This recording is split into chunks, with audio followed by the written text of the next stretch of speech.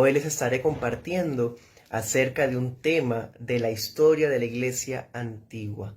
He titulado esta exposición así: Análisis crítico al ebionismo.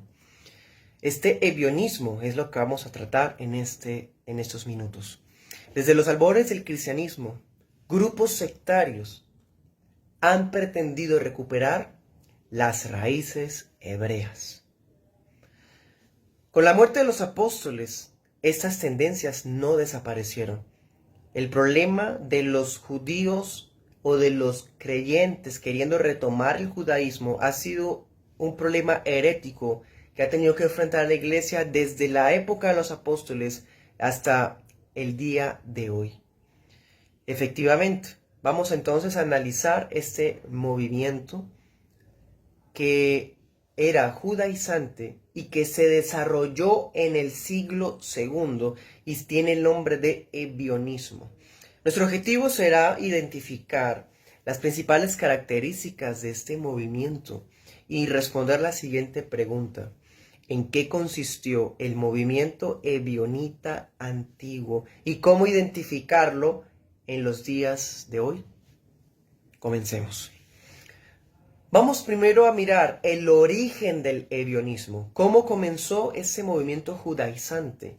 Se le dice judaizante porque era la tendencia de que a los creyentes que no fueran judíos se les exigiera ser judíos para ahí sí ser cristianos. Este movimiento fue refutado repetidamente por el apóstol Pablo en sus epístolas, especialmente a través de la epístola a los Gálatas.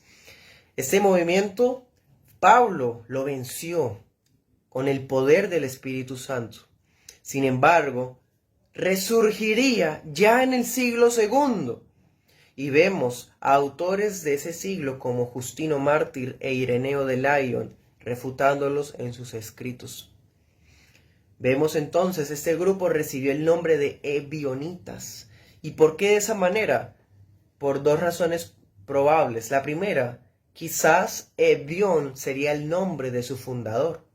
Y la segunda, la palabra Ebión viene de una raíz griega que significa pobre. Estas personas afirmaban abstenerse de las riquezas y de toda avaricia, tomando literal versículos de Mateo y Lucas, para asegurar que tenían que vender todo lo que tenían con tal de ser perfectos. Entonces se les decía la iglesia de los pobres. Entonces es probable que ese nombre provenga de allí. Uno supondría que con la caída de Jerusalén en el año 70, la problemática judaizante se habría terminado. No obstante, algunos de estos individuos se reagruparon en Peia, una antigua ciudad de la Macedonia griega.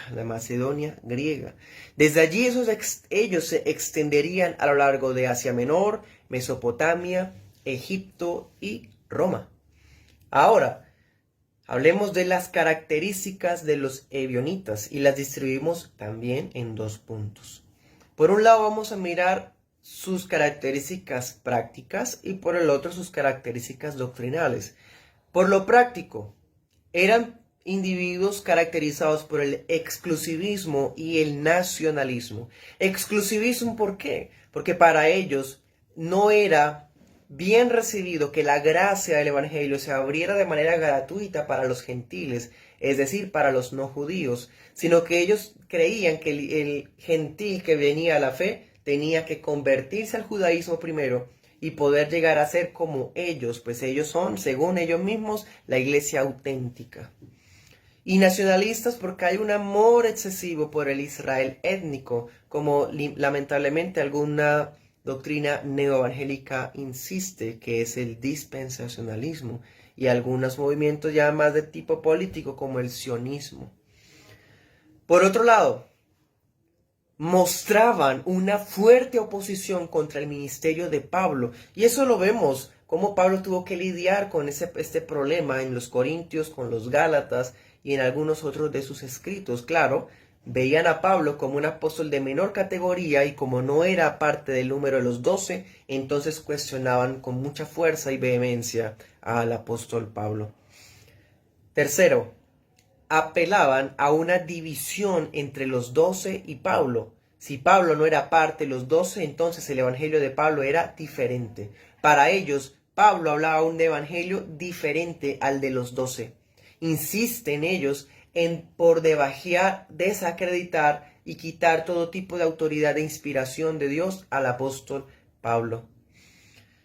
Cuarto, persistían en el uso de la ley de Moisés, la Torá, y también incluso en el templo.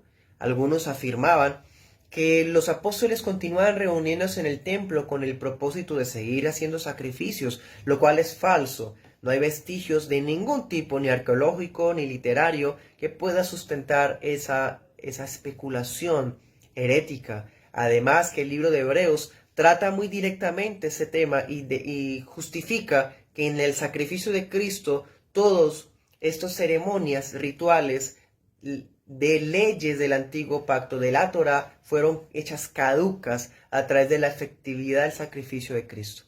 Ahora, las características doctrinales, también vamos a mirar 4. Primero, la insistencia en la necesidad de las obras de obediencia para ser salvos. Segundo, afirmaban que los predicadores de la gracia son ministros de pecado. Ellos dicen, si estas personas, predicadores de la gracia como Pablo, insistían en que donde abunda el pecado sobreabunda la gracia, entonces están dando licencia para pecar. Tercero, petrinismo. Este petrinismo significa que tenían un gran apego a la obra y vida del apóstol Pedro, haciéndolo como el representante del lado bueno del cristianismo. Ellos decían que Pedro era la oposición de Pablo, que Pedro se conservó firme en los aspectos legalistas de la ley de Dios. Cuarto, rechazaban la doctrina de Jesús.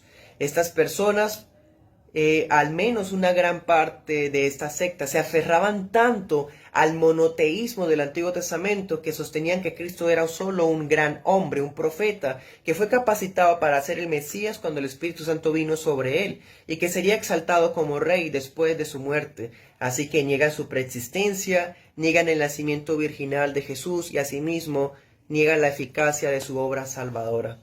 Como conclusión, nadie puede ser justificado por las obras de la ley. Basta creer en Jesucristo como quedó establecido en el Nuevo Testamento. Y un verdadero discípulo de Jesús no es aquel que revive los lineamientos obsoletos del antiguo pacto, sino aquel que por la sola fe ha sido unido a Jesús, quien es el Hijo de Dios.